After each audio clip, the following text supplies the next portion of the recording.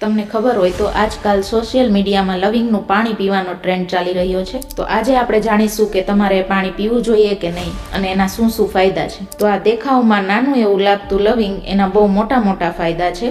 જો પાણીની અંદર 5 થી 7 લવિંગ નાખીને રાખવામાં આવે અને દિવસ દરમિયાન એ પાણી પીવામાં આવે તો એના બહુ ઘણા બધા ફાયદા થતા હોય છે. પહેલું તો એ છે કે લવિંગની અંદર આવેલું જે યુજીનોલ છે એ તમારા લંગને ડિટોક્સ કરે છે.